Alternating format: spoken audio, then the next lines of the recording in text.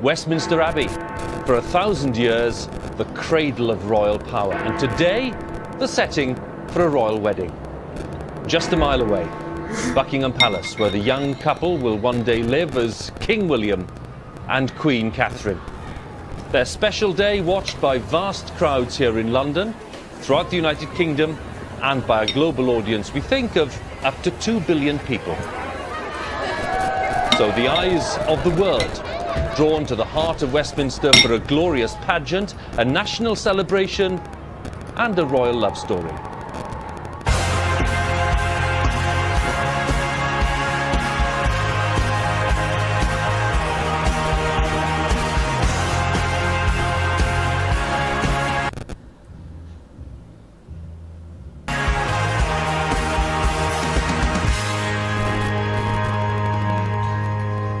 Yes, William and Catherine announced their engagement 5 months ago. They'll make their vows today, surrounded by friends and family, and watched by the rest of the world. It's going to be a day to remember, a day to celebrate and enjoy for all of us. A very good morning to all our viewers around the world, wherever you are. I'm Hugh Edwards, and here on BBC Television, we'll bring you the best of everything. The ceremony, the grand processions, the music, the crowds, the fashion, of course, and at the heart of it all, a young couple who've decided to spend the rest of their lives together as man and wife, and one day as king and queen. So after a tantalising wait, the big day is here at last. Today's events in London being shown by national and international broadcasters across 5 continents. It's thought that 1/3 of the world's population could be watching. But for thousands of people, of course, there's only one way to enjoy the day: by coming here to central London, getting the best possible vantage point on the route. And if that means sleeping outside, bag a place, well, that's the thing to do. It does have its rewards, by the way. Look what happened last night. For those who were patient and diligent, this is what they got. A visit, an impromptu visit from Prince Harry and Prince William. Prince William telling the crowd last night, just outside Clarence House, he was a bit nervous, and when asked what he was most concerned about, he said, "I've got to get my lines right." Well, anybody who's been in that position will sympathise, except that he's got quite a lot of people watching and listening to every single word. We've been talking to some of those people who've been camping out.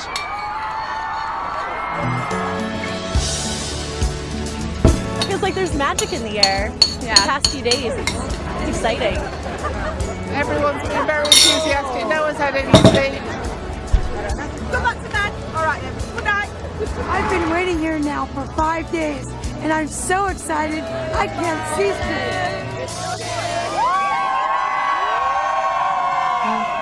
Lots more of that to come. Now, it is a tradition on these royal wedding days that the Queen, to recognise the importance of what's going on, grants a new title, and that is exactly what Her Majesty has done. I've just been passed this note by Buckingham Palace, and this is to say that the Queen has decided to grant 3 titles, no fewer than 3 titles, to Prince William today. Duke of Cambridge, Earl of Strathearn, and Baron Carrick-Fergus. That's a little taste of different parts of the United Kingdom there. Catherine, by the way, will become Her Royal Highness, the Duchess of Cambridge.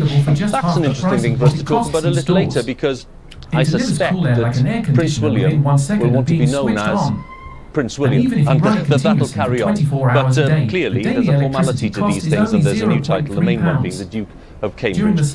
What I'd like to do now is to talk to you really about how things will unfold over the next few hours, just to give you a good sense of it. Everything starts then here at the Palace. This is where so many great British events are played out. Remember those unforgettable scenes at the Queen's Golden Jubilee back in 2002. And this is where today that grand carriage procession from the Abbey will arrive after the service. There's a real sense of excitement, anticipation, expectation. Fern Cotton is with the crowds for us today. Thank you, Hugh. We have an undeniably brilliant view right outside Buckingham Palace. We'll be so close to William and Catherine later. We couldn't get any closer unless we were in the actual procession. Lots of lovely people have camped out. Hello there. Hi. Where have you come from? I've come from Peterborough. And when did you start camping out? About 2 o'clock yesterday afternoon. Was it an okay night under campus? Yeah, it was cold. Got about 20 minutes sleep. that was it, but it was really fun, especially around the media centre. Everyone was sort of laughing, cheering. Sky News was going around, sort of making everyone cheer and lots of singing, so it was good. There's been a real sort of alliance at the campsites out here. Hello, Matthew. Hello. Have you made any friends? Yeah, a few. Socialised with people around me, so yeah. Good. You've made some friends. You've been in the hub of activity. Matthew, have a wonderful day. We'll be outside live Buckingham Palace all day long. Join us again later. We certainly will, Fern. Thank you very much. Well, let's have a look at that long strip of red carpet that leads to the palace. It is, of course, the Mall, part of probably the most famous processional route in the world. It was created as a tribute to Queen Victoria a century ago by her son Edward VII, unveiled by George V back in 1911. And the best places on the Mall, of course, already taken. People have been fighting for position here for days. Very British thing, of course, done in a very genteel and polite way. And back in 1981, it's worth remembering, a schoolboy called David Cameron, now the occupant of 10 Downing Street, camped out here for the big day when Charles and Diana were married. Chris Hollins is our man on the Mall, and he's keeping tabs on things there.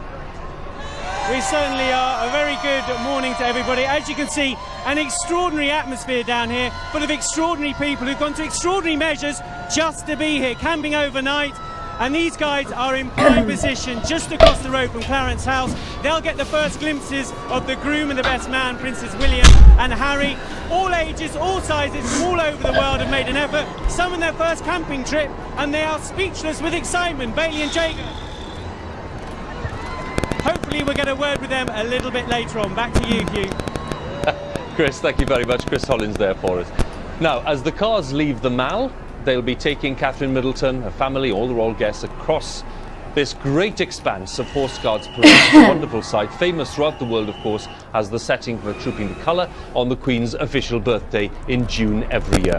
They'll go through the arch and onto Whitehall and past the Cenotaph, where the glorious dead of wars and conflicts are remembered, and then on a few metres past Downing Street, where David Cameron, Samantha Cameron are holding their own street party today, and we'll be touching base with them in a short while.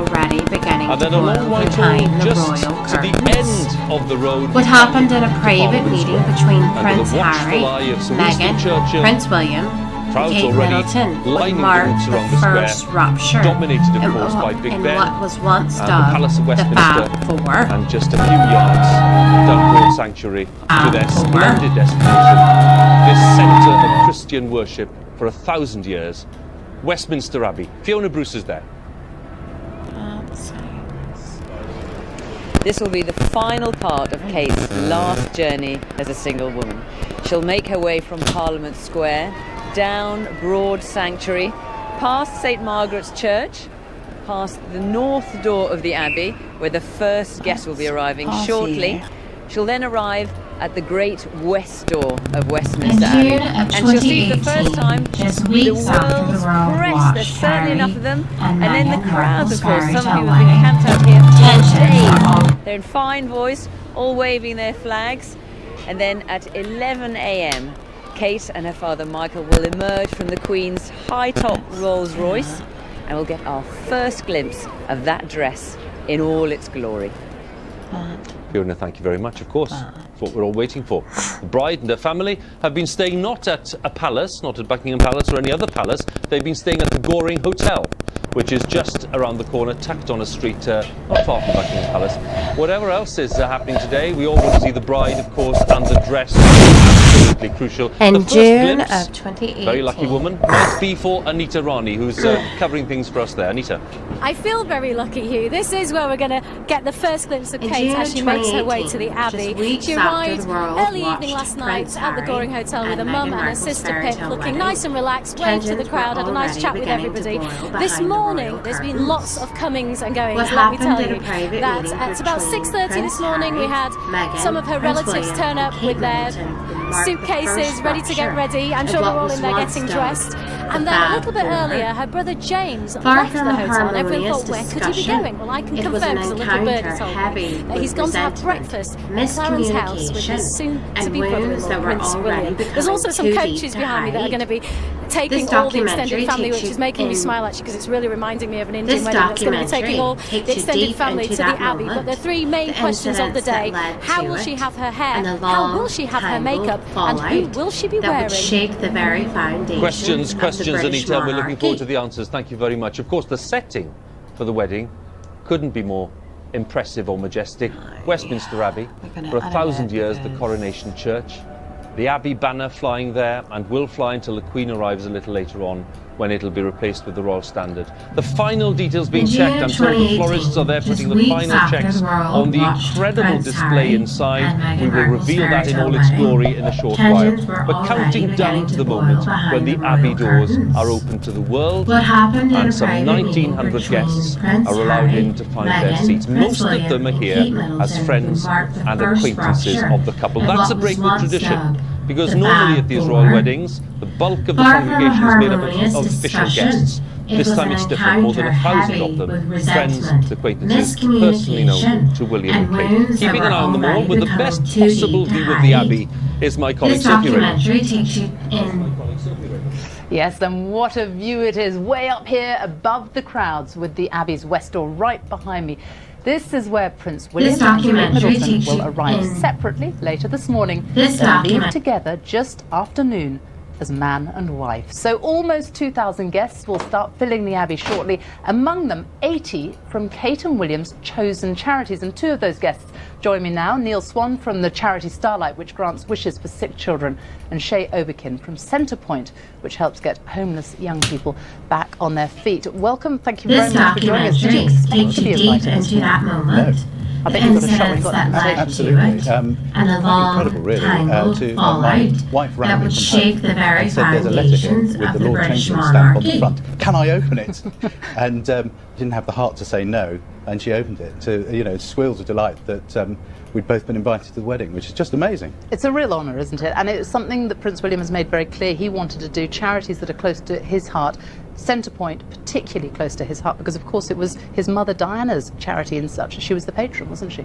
Oh, absolutely. He's been very close to us since he became patron, but way before then, when he was a 13-year-old boy, he came along to visit with his mother. And since then, he's shown great commitment to the work that we do, the young people we work with, and in fact, the issue of homelessness in general.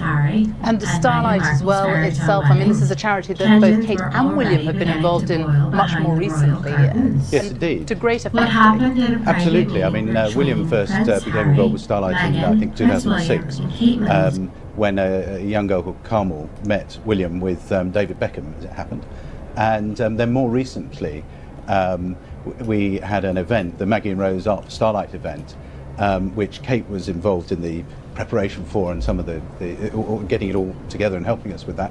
But in the evening, a young girl called Sophie Roberts, 11-year-old Sophie, wanted to sing. That was her wish, and we granted her wish to some of our guests, and of course William and Kate. How much of an impact does it have? How much of a difference does it make to both your charities having William and hopefully for you, Kate, involved as well? Well, for a young person that's been homeless, the experience they've had in their lives is a pretty awful one. Usually they are rootless, they've probably had difficulties with authority, they've fallen out of school, they're probably not in very good health. And so they feel as though the world is against them. And in many ways it is. That's what happens at Centrepoint. That's the kind of young people we get. So when you have a patron like Prince William and he comes along and says, look, I do care, it makes a big difference, and it's a powerful motivation for those young people we work with. Well, I'm going to have to let you both go because you've got to get in there very early. It's first come, first served. I know you're sitting quite near Beckham's though, isn't it? I believe so. Nice I believe so. They've granted a few wishes over these, it might be an opportunity to say thank you to them. Well, I hope you get that chance. There are almost 2,000 guests in there, but probably just as many people behind the scenes who've been working hard to make today very special. And I've been talking to Kate's hairdressers, Richard Ward and James Price, about their preparations for today. They've both admitted to having sleepless nights for the past few weeks, so we'll be hearing more from them later. I'm pretty sure they're watching us right now, though. It's a fair bet, Sophie. Thank you very much. We'll be back with Sophie in a short while. Looking rather nervously at the skies here in central London. I have to say, yesterday, the day before that, it was absolutely glorious.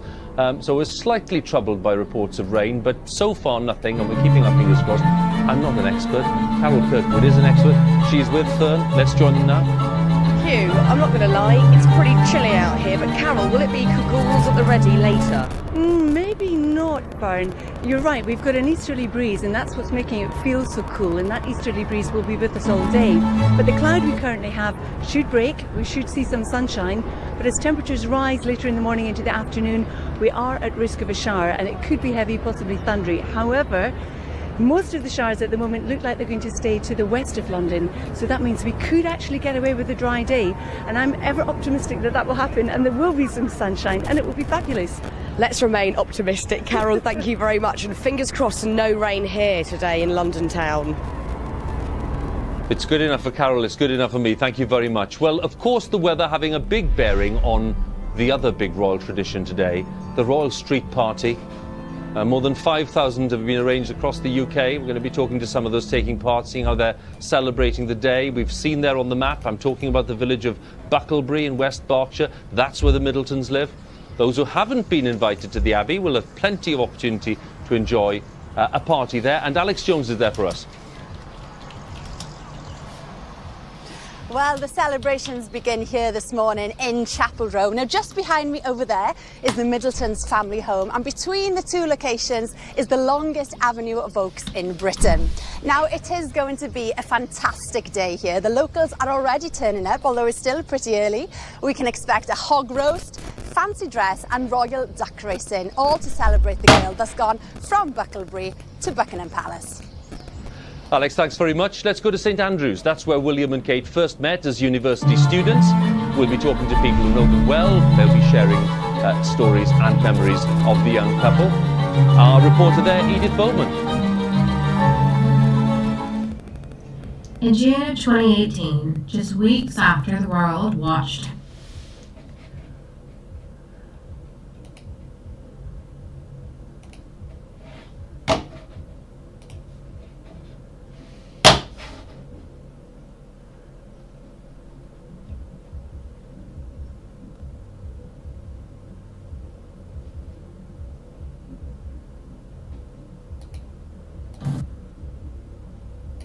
Edith, thank you very much. Now, a very important message. If you're near a big park today, chances are you'll be able to join thousands of others and watch it with friends on a big screen in Hyde Park, of course, is one of them. And, well, I'm rather pleased to see that Hyde Park are responding already. A very good morning to everyone in Hyde Park.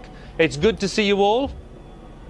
Lots of flag waving already in evidence, and let me say, you're going to have to work very hard for the next 3 or 4 hours during the course of the morning. We'll be back with you many times, so good to see you all. Hyde Park, just one of the venues. Lots of other big screens in towns and cities right across Britain, so worth finding out where they are. Needless to say, we just want everyone to enjoy the day with us. Messages coming in from all parts. I've got some emails already from China, Canada, Belarus and Malaysia. I may be able to read a few of them in a short while. But a little further afield, in the International Space Station, this has just come in. Many people on planet Earth are eagerly awaiting the wedding of Prince William and Kate Middleton. Here on board the International Space Station, we're following with great interest, and right now it's the eve of the royal wedding, and we just had a beautiful flyover England. We took some spectacular photographs right at sunset. We'll be sure to share those photographs, and it was a beautiful sunset, and we'll have a beautiful view tomorrow. From space, the Expedition 27 crew of the International Space Station would like to offer their congratulations and best wishes. We'll be watching and waiting.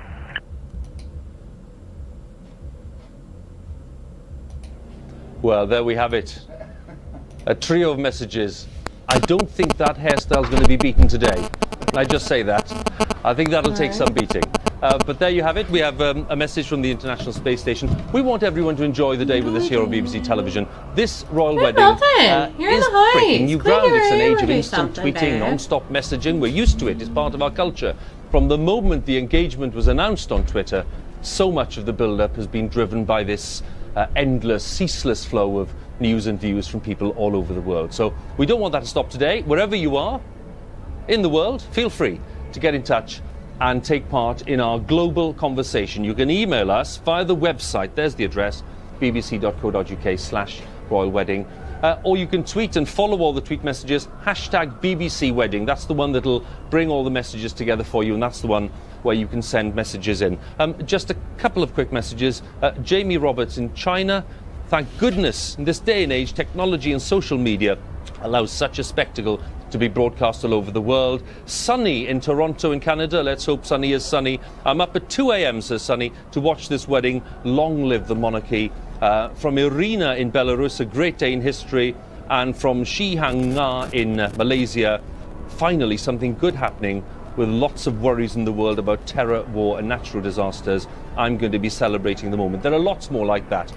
What we're seeing today, I suppose, is a fusion of modern culture and pretty strict royal tradition. After all, the man who's getting married today in the presence of the Queen is the man who's second in line to the throne, and that does tend to colour everything. The match will inevitably shape the future of the monarchy in Britain. Few people are as well qualified to explain the significance of the day as my special guest is. I'm talking about the distinguished historian Simon Sharma. A very good morning, Simon. Good morning, Hugh. Wonderful good to have day. you with us. Well, it's lovely to have you with us and to really plug into your expertise and your perspective. What does this tell us about Britain in 2011? Well, you know, there's a lot of really solemn talk I won't say by whom about learning to be British again, what a national community is. That sounds boringly like a professorial seminar. That's what it actually means. It's the instinctive outpouring of millions of people who plug into a very happy moment. The happy moment being you take something incredibly old, the sort of vessel of national memory, the royal family, and you make it something as simple and fresh as the moments by which we all, even old people like not you but me, renew ourselves, births and weddings. Royal weddings used to be about power. That's why they weren't actually here. They were locked away in Windsor Castle, places like that. It was basically mergers and acquisitions. It was, the Duke of Burgundy marrying. Often very small children were involved. Not now. Not now. It's really all about the next generation making something old very fresh for the future. So I loved our, the space station angels there, hovering there out in Globosphere or something, actually. That was perfect for the occasion. Well, this is the kind of thing we're seeing today, and people not just from Britain but from across the world want to be part of what they see as a really strong part of British heritage. And you mentioned there, Simon, the tradition as it's developed. Right. What I want to show you now is 1923 and maybe some weddings after that, because I'm going to dare to say that this is where the modern tradition was established. Elizabeth Bowes-Lyon marrying the Duke of York, later George VI. Queen Mother, of course. And this is where we had the first sense of a royal wedding as a very big public event, on film, of course. The fact that they appeared on the famous balcony and all these processions were seen on the newsreels in the cinemas of the day. So that's really an interesting start to the tradition. And in glorious colour, I love this. This is one of my favourite bits of archive. This is 1947, the marriage of Princess Elizabeth to Philip Mountbatten, Prince of Greece as he was. And again, when you look at these images and the dazzling colour, you'd think it was much more recent, but it is post-war Britain. They were coming out of a very difficult, and it was still an austere country in many ways. The economy was still struggling. People were suffering great hardship. And this is 1981, which I suppose brings us mixed messages today, Simon. Well, 1981, we're not going to get away from 1981 today, but it doesn't put a dampener. What we know about the unfolding tragedy that eventually befell Princess Diana. This is the resolution and the healing of that, really. 1947 is truly extraordinary because everything was rationed. You're much too young, Edwards, to remember that, but I had to go through sweet rationing. What was not rationed was this outpouring of joy and pleasure. People felt, well, we've made it through the war as Britons, actually, and here a beautiful young couple, and actually it's going to sort of shoot us through to the next generation of being kind of proud of being British again. This is the last big royal wedding at Westminster Abbey, and it's difficult to believe it's a quarter of a century ago. The Queen clearly having a very good time chasing the carriage there. This is today. This is Westminster Abbey today, and the banner flying, and it's just, I always think when I pass Westminster Abbey, Simon, it's such a special place.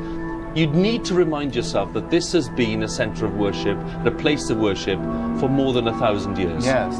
There's something special about the makeover of Westminster Abbey. There are two things. One, even from the Middle Ages, was King Henry III, who put Edward the Confessor's shrine, in front of which William and Catherine will be married today, so that people would think of it as the representation of England. But Westminster Abbey, a burial place. What the modern age has done is taken it from a burial place to a nuptial place, a place of positive celebratory joy, not just the gloomy tomb of kings and queens.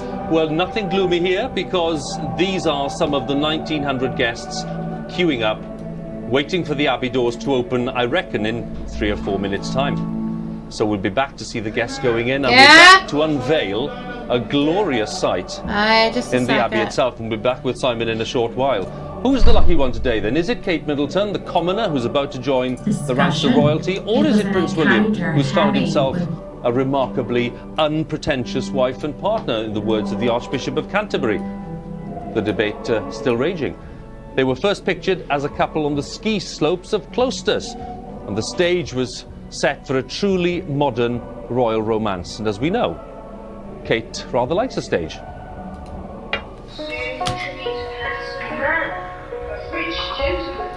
It is all I ever hoped for. Will you fall in love with me? Indeed you would. Are there any particular moments that Of course, her real Prince Charming was born on the 21st of June 1982, 6 months after Catherine Elizabeth Middleton, although in those days the spotlight shone rather more brightly on him.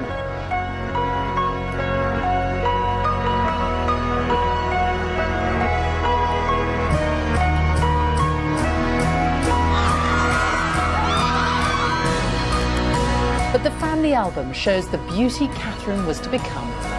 Oh, how my heart flutters. She was a conscientious student with her sights set firmly on university, while meanwhile William endured personal tragedy, showing exceptional strength of character.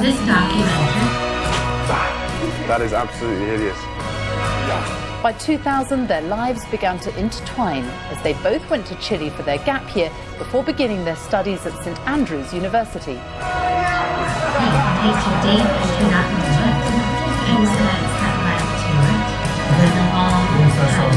Far from the media glare, the student friendship turned to romance.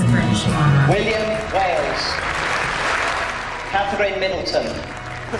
Big white world out. And as public life beckoned, William and Catherine's relationship continued to blossom. So despite the odd hiccup along the way, 16 years after that school play, who'd have thought it? Yes, so yes, dear William. Just say yes. William's a great teacher, so he'll be able to help me along the way. It's wicked. Practicing for long enough.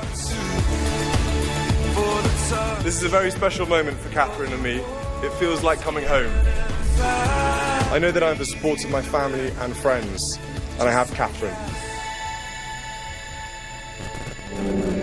Just 2 minutes to go before those Abbey doors open. Katie Nicholl is with me, author, journalist, expert on all things royal. Great to have you with us, Katie. Lovely Thank you very much. to be with you this morning, Hugh. It's so exciting. It is exciting. It is exciting, and crowds have already built up a huge amount in the last half hour. They have. Gives you a sense of what's happening. And listen, if it's going to chuck it down, A, it's good luck with rain on your wedding day, and B, I don't think this lot are going to care. They're so happy to be here. We've been waiting for this wedding for a very long time. Let's take a look at Westminster Abbey straight away, because there we have the official London Prior and the doors of the Abbey will be opening, I'm told, on the stroke of 8:30 in a minute's time.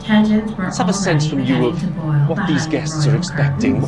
You've been talking to some of them. What are they thinking? Well, I think pomp and pageantry, all of those things that are associated with the royal wedding. But I think possibly the most interesting thing about this is that it's quite unique. If you actually look at the seating plan, up in the transepts, up in those key places, are their friends sitting with prime ministers, sitting with diplomats, sitting with foreign members of the royal families, and I think that's quite remarkable. And I think the whole point is that William and Catherine have always, from the start, from the very day this was announced, wanted this to be their wedding. This is about their friends. And I suppose as heir apparent, Prince William is able to have that sort of a wedding. And I think they're very lucky and they're very unique to be able to do so.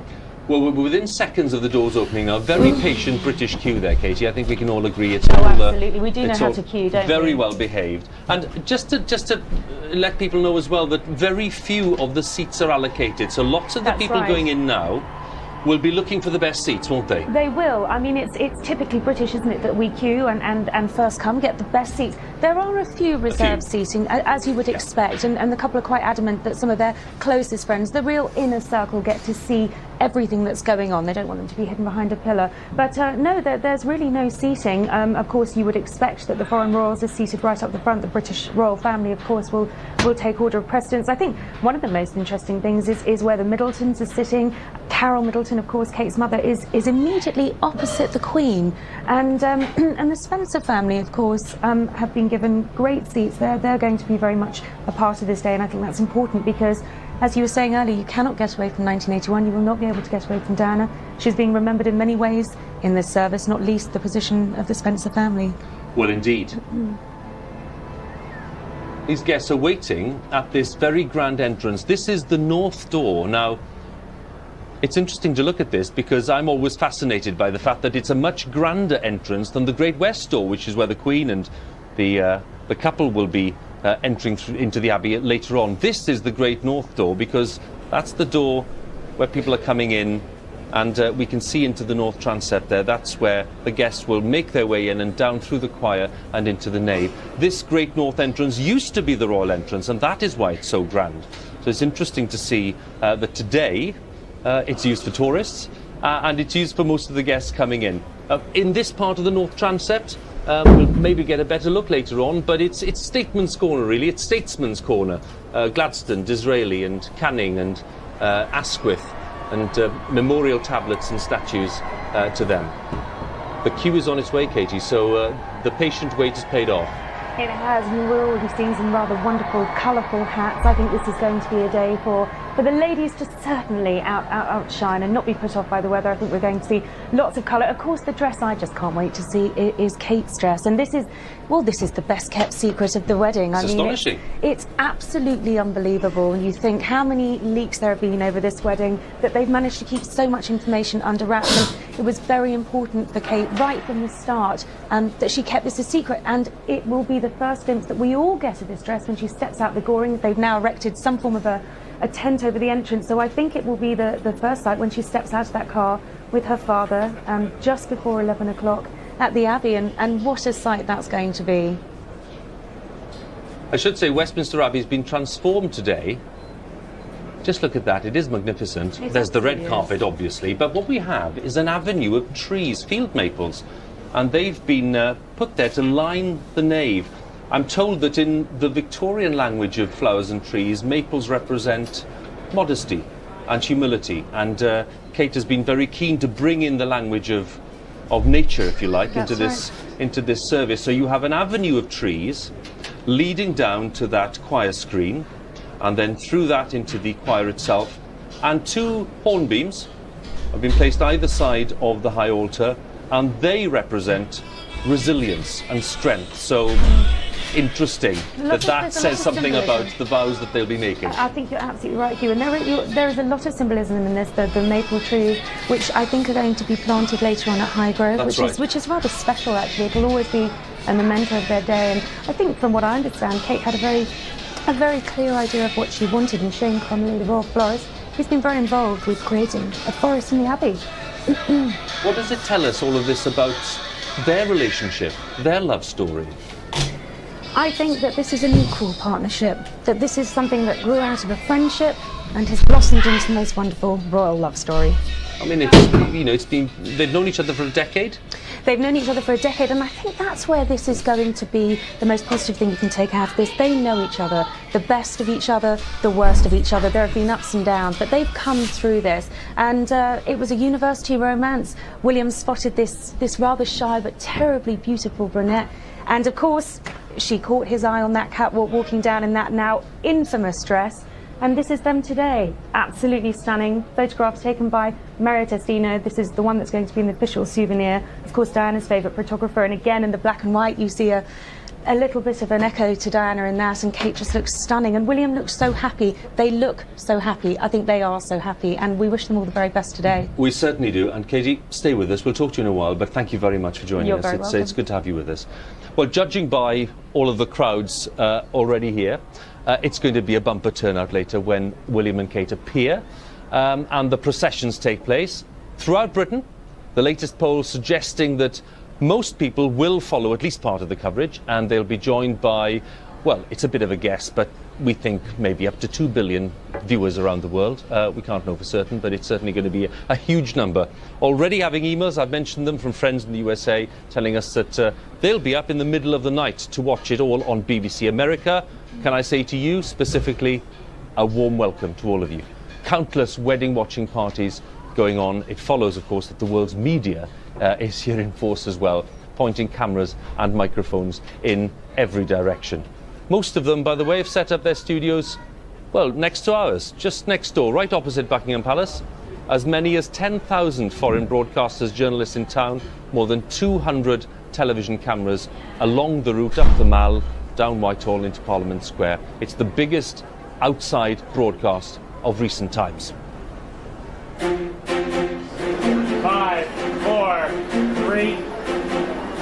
Well, the countdown has indeed begun to the royal wedding. We're in front of Buckingham Palace, and we're here in this little booth, but there's dozens of booths like this, and we have 3 floors. So we've built a castle for the media in front of the Palace of Buckingham. The operation we've put together here is certainly one of the biggest, technically, we've ever done anywhere in the world.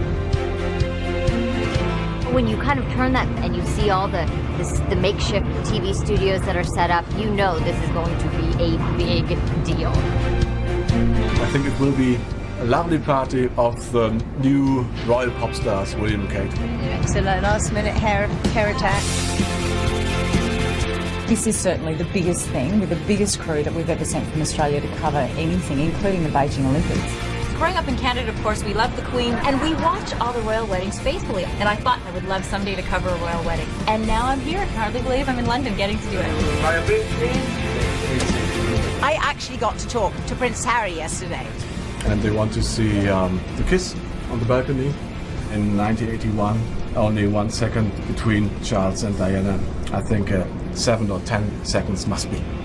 You could probably say love is in the air for everybody.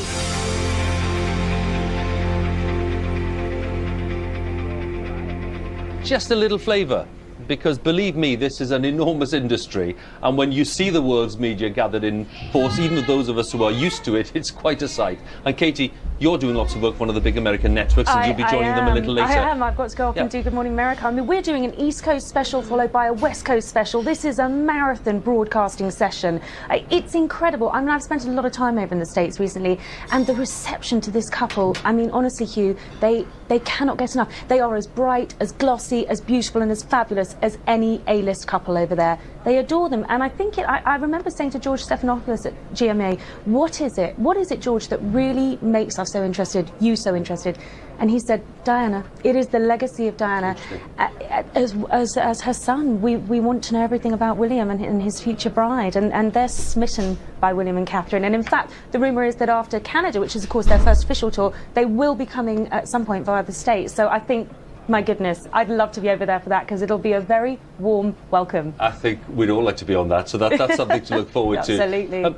A very interesting facet of today's events, and as we look at the Abbey, and it's starting to fill up, there's lots of interest in the friends. I don't mean the huge wide circle of friends, I mean the tight circle of friends around William and Kate, especially around William. He's been very keen to protect them in a way and Yes, to protect them from public coverage. Difficult today because they're going to be there on show and we'll be seeing some of them. So tell us who we should be looking out for. Well, I suppose the key people that you want to look out for are Thomas van Strapansky, one of Prince William's very best friends, Guy Pelly, who's helping here at Buckingham Palace with the evening reception, and James Mead as well. I suppose are really the trio of the inner sanctum. William's friends are, that's Guy Pelly there, William's friends are incredibly protective. They won't talk. There is a code of conduct. You don't breach it. If you breach it, you're out forever. Thomas van Strapansky, great friend, has helped Harry with his best man speech, has probably helped William a bit as well. They really are the core support behind Prince William. He invests a lot in his friends. He trusts a lot in his friends because they give him an awful lot back. It's a support that he can't get anywhere else. And Kate is the same. She also has a very tight circle of friends. And you're right, they will be here today. The cameras will be on them in a way that they're not usually. It'll be interesting to see how they deal with it. I think you will find very, very few of them will ever speak. That bond, that trust and that loyalty is so important, and it's greatly rewarded as well. They holiday with their friends, they spend a lot of time with their friends. They're regular guests at their home in Anglesey. It's just we very rarely get to hear about it. It's interesting. It's often said that he values their opinion, that they spare him nothing in giving their opinions to him. They're proper sounding boards. You know, is that really true? I mean, can they really be completely unguarded in the way they speak to him? I think actually the real inner circle are. Yes, I think absolutely. And I think Prince William respects that. I think he's a very different type of royal. He's very modern. Just to bring it back to William and Catherine, you know, she will challenge him. They have ups, they have downs. She'll tell him when he's wrong. She'll tell him when he's put a foot out of line, and vice versa. And you know what? I think that's why this works. I want to ask you as well about Kate, the influences on her, because the sister, clearly, Pippa, very close to her, but who's the circle around Kate? Well, the circle is as small and tight, if not smaller and tighter than William's. She's incredibly close to her mother, Carol. They have a very special relationship, and with Michael, her father. But Pippa, I think, is really her rock. There's not much between them age-wise, only a year. Of course, Pippa is going to be the maid of honour today, and I think she really is Pippa's her very, very best friend, the one that Kate can really confide in. I mean, Pippa holds the key to all of those secrets. Interesting yesterday, just having a quick chat with Pippa during the rehearsal, or just after the rehearsal, and she came across someone who's very modest, actually, and very, very grounded. I think that's typical of the whole family, and I think that's what William loves so much about the nucleus of the Middletons, is the normality. They spend Sundays having lunch around the table together. It's a very normal family environment, perhaps something that he never really had himself.